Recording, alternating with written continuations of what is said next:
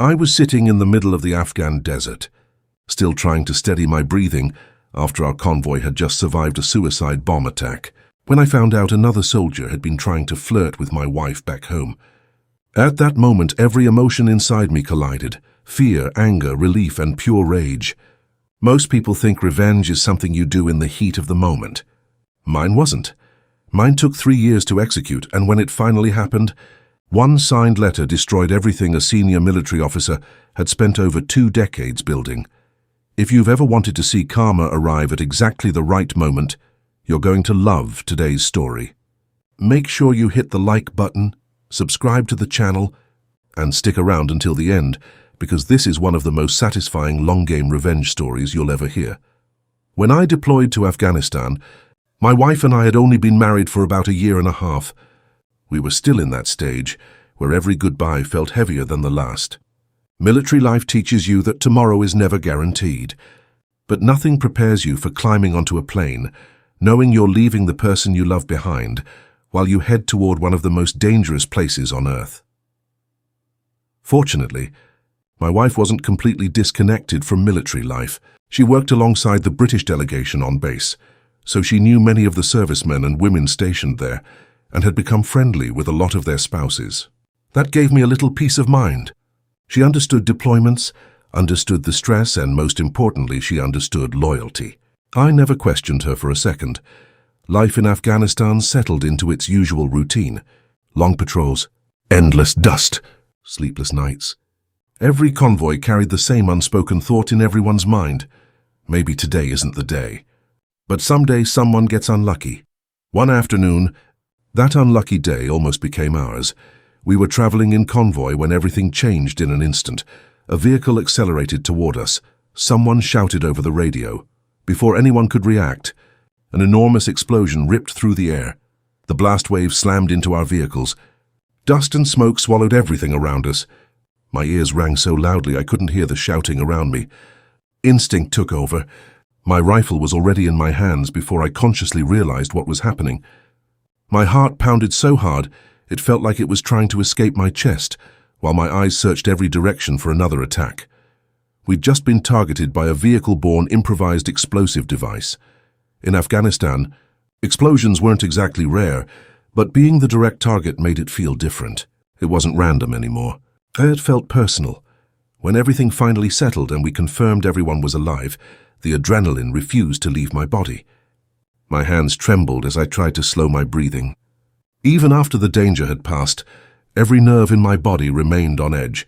That same day, while I was still trying to process everything, I received another piece of information that pushed me over the edge. Emotionally, someone told me that another British serviceman had been making advances toward my wife while I was deployed. Under normal circumstances, I probably would have handled it differently. But nothing about that day was normal. I'd nearly been killed. My emotions were completely raw. Logic disappeared. Searched his name on Facebook. It only took a few moments to find his profile.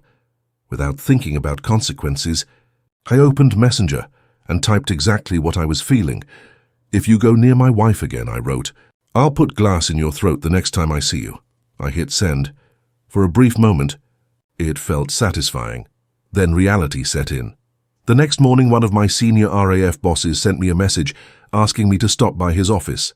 The second I walked in, I knew something was wrong. He looked at me, sighed, and said, "The bloke you threatened was here this morning." My stomach immediately dropped. Apparently, instead of reflecting on his own behavior, he'd marched straight to my chain of command and complained about my message.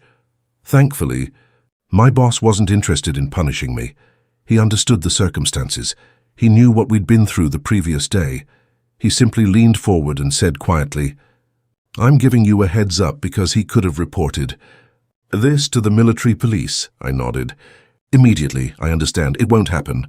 Again, he wasn't defending my message, but he also wasn't defending the other guy. In fact, before I left, he admitted he'd told him to wind his neck in and stop causing problems. That conversation probably saved me from creating an even bigger mess. Eventually, my deployment came to an end, and I finally returned home. Coming back from Afghanistan always feels strange, simple. Things suddenly become luxuries: sleeping, in your own bed, driving without body armor, hugging your wife without wondering when you'll have to say goodbye again. For the first few days, everything felt peaceful. Then one evening, my wife sat beside me on the couch with an expression I'd never seen before. She looked nervous. "I need to tell you something." Immediately, every alarm bell in my head started ringing. She quickly reassured me that she hadn't done anything wrong. Instead, she explained she'd kept something from me while I was overseas because she knew how stressed I already was after everything that had happened. Another serviceman had contacted her. This time, it wasn't some junior soldier trying his luck. It was an army sergeant major, a senior leader, someone who absolutely knew better. He'd messaged her on Facebook, called her beautiful, and asked for her phone number. She didn't entertain him for even a second. She blocked him immediately. Then she decided to wait until I was safely back in the UK before telling me. As I listened, I could feel my jaw clenching tighter. With every sentence, I wasn't angry with her. Not even slightly. I was furious that someone wearing the same uniform I wore thought it was acceptable to pursue the wife of a deployed soldier. There are some lines you simply don't cross. This was one of them.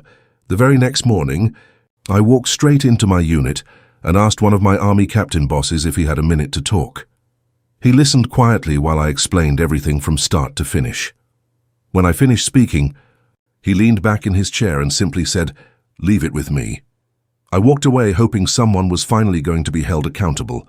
At the time, I had no idea that the biggest weapon I'd eventually use against that sergeant major wouldn't be my anger. It would be his own signature. The army captain kept his word. He spoke to the sergeant major privately. I don't know exactly what was said behind those closed doors, but judging by the outcome, it wasn't much more than a warning. No formal investigation, no disciplinary action. No real consequences. When my captain came back to me later that day, he simply nodded and said, "I've dealt with it." That was it. I thanked him because I respected the effort, but inside I felt completely deflated. This man had knowingly tried to pursue the wife of a deployed soldier, and somehow it seemed like everyone was prepared to sweep it under the rug. I spent the rest of that afternoon trying to focus on work, but every time I looked down at my paperwork, I saw those Facebook messages in my head. My wife had done everything right. She ignored him, blocked him, never encouraged the conversation. Yet somehow he was the one walking away without any real consequences. About an hour later, something unexpected happened. The senior officer for our unit walked into the department. He made his usual rounds, shaking hands and welcoming everyone back from deployment. When he reached my desk, he smiled. "Welcome home. How was Afghanistan?" Normally, I would have given the standard answer, "Busy, sir. Glad to be back." Instead, the frustration I'd been carrying finally slipped out. "It was good, sir, apart from a sergeant major trying to get with my wife while I was deployed." The smile disappeared from his face almost instantly. "I'm sorry, what?" I explained it briefly, not emotionally, just the facts. He listened carefully before nodding once and moving on. I figured that would be the end of it. An hour later, an email appeared in my inbox. It was from the colonel. He wanted me in his office immediately. Walking into that office felt different. Unlike everyone else, he wasn't interested in giving me a quick reassurance. He wanted details, every single one. I told him everything from the beginning. How my wife had received the messages, how she'd blocked the sergeant major immediately, how I'd reported it, how nothing substantial had happened. When I finished, he sat quietly for several moments. Finally, he leaned forward. "I believe this requires official action." For the first time since I'd come home, I felt like someone actually understood how serious this was. Then he explained something I hadn't considered. The sergeant major belonged to the same regiment as the colonel himself, one of his own senior. Non-commissioned officers had embarrassed the regiment by pursuing the wife of a deployed soldier. That reflected badly on everyone. "Do you still have the screenshots?" "I do, sir. Email them to me." Within minutes, I'd forwarded every screenshot my wife had saved, every inappropriate compliment, every attempt to start a personal conversation, every request for her phone number. Seeing them again reignited the anger I'd been trying to suppress. There it all was, in black and white. Proof. Unfortunately, military investigations require evidence and witnesses. The screenshots weren't enough. My wife would need to provide an official statement. That evening I sat down beside her and carefully explained everything. The Colonel wants to investigate. She looked down at the floor. I don't think I can. You don't have to if you don't want to. She sighed. I just want this over. She wasn't protecting him, she simply hated confrontation. The thought of interviews, statements, and possibly being dragged into military proceedings made her incredibly anxious. I completely understood. She'd already been uncomfortable enough just receiving those messages. Dragging her through months of investigations wasn't something I wanted either. The next morning I emailed the Colonel. I thanked him for taking everything seriously. Then I explained that my wife didn't wish to proceed with a formal statement. I expected that to be the end of the entire situation. Instead, another idea came to mind. It wasn't revenge, not yet. It was insurance.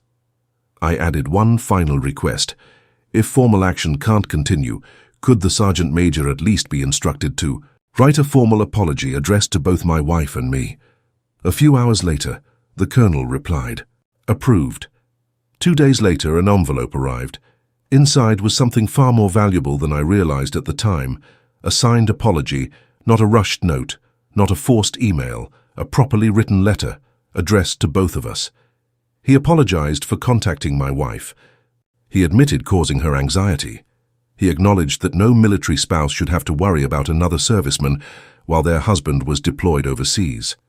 He even apologized directly to me, admitting that being deployed was already stressful enough without worrying about problems back home. Every sentence was an admission. Every paragraph confirmed exactly what he'd done, and at the bottom his signature, his date, his handwriting. I smiled. Not because I forgave him, because he'd just handed me something incredibly valuable. Evidence. Most people would have accepted the apology and thrown it away. I didn't. I placed the letter inside a folder. Then I printed every email exchanged between the Colonel and me regarding the incident. I carefully blacked out the Colonel's personal details. Finally, I added printed copies of the original Facebook screenshots, the messages, the official emails, the signed confession, 3 separate pieces of evidence, all confirming exactly the same story. Then I placed the folder inside a drawer, closed it, and walked away. Days turned into weeks. Weeks turned into months. Life slowly returned to normal. My wife and I moved back to the UK. I transferred to a new posting. We settled into our new routine. Occasionally, I'd open that drawer, look at the folder, then quietly close it again. I wasn't waiting because I'd forgotten. I was waiting because I remembered something the Sergeant Major himself had proudly told everyone while we were stationed in Holland.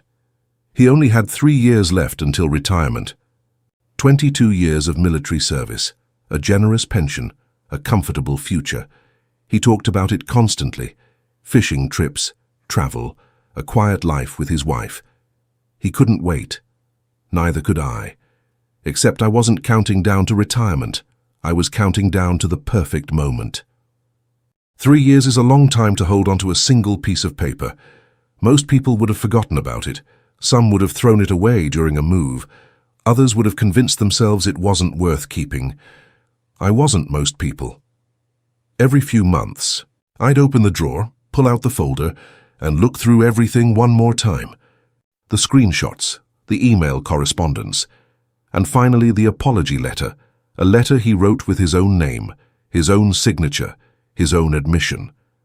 Every time I read it, I remembered exactly how helpless I'd felt sitting in Afghanistan after surviving a suicide attack, only to learn that another soldier had been trying to take advantage of my absence. He thought that apology ended the story. For me, it was only the beginning. During those 3 years, life moved forward. My wife and I built a happy life together. We settled into our new routines. We laughed more. We traveled. We focused on us instead of the people who had tried to interfere with our marriage. The Sergeant Major slowly disappeared from my thoughts. Not because I'd forgiven him, because revenge doesn't require constant anger. It only requires patience. One evening, I happened to remember something he'd proudly told everyone back in Holland. He only had a few months left before retirement, 22 years of military service, a generous military pension. He talked about it constantly. He'd already planned the holidays he wanted to take, the hobbies he wanted to enjoy, the quiet retirement he believed he'd earned. That's when I realized the countdown was finally over. I walked into my home office, opened the drawer, removed the folder, spread every document across my desk. For several minutes, I simply stared at them. Then I turned on my computer. I didn't search for him. I searched for his wife. Finding her wasn't difficult. Within a few minutes, her Facebook profile appeared. I sat there looking at the screen. One question kept repeating inside my head. Should I really do this? Nearly 3 years had passed. Maybe she'd already discovered everything. Maybe they'd worked through it. Maybe exposing him now would only create more pain. Then another thought immediately answered those doubts. If my wife had been secretly messaging other men while I was risking my life overseas, wouldn't I deserve to know? Of course I would. Keeping silent wouldn't protect an innocent person. It would protect a liar. That settled it. I opened Messenger.